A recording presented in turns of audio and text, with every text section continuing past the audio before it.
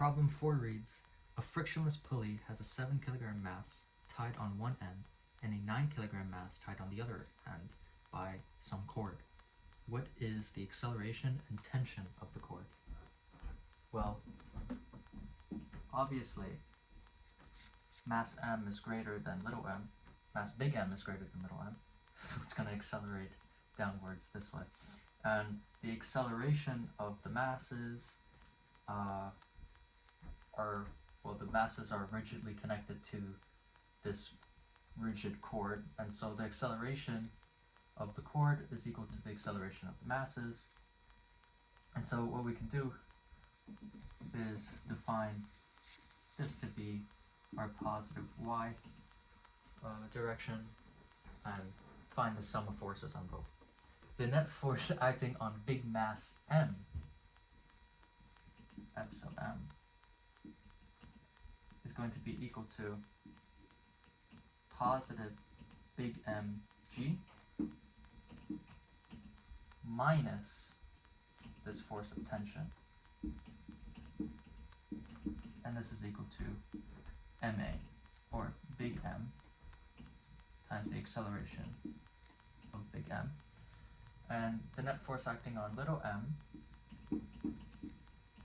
is equal to positive little mg subtracted by the same force of tension, same magnitude, and that's equal to ma, where little m times the acceleration of little mass m. And we already said that the acceleration of the masses are equal to the acceleration of the cord, and that's what we're solving for. So we can equate these two, generalizing it to the acceleration a. However, this big mass m is going to accelerate in the positive y direction, and this little mass m is going to accelerate in the negative y direction. So we have to be careful with the signs here. This is a minus and a. And what we could do is solve for the tension in one of these two equations and substitute it back in for the other.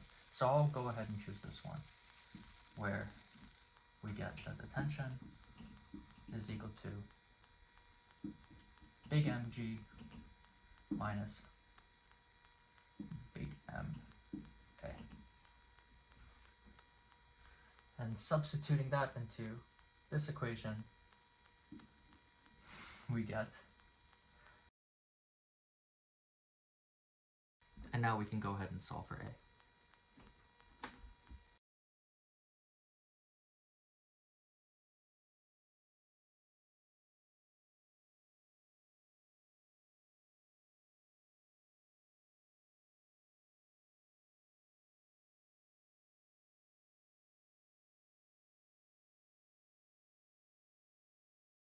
Great. Now we see that our magnitude of the acceleration of the masses and the cord is little g scaled by this factor. So let's go ahead and solve for it.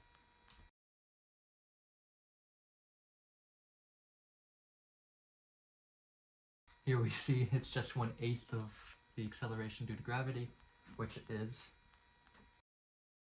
approximately 1.23 meters per second squared. And we'll go ahead and use our exact value of the acceleration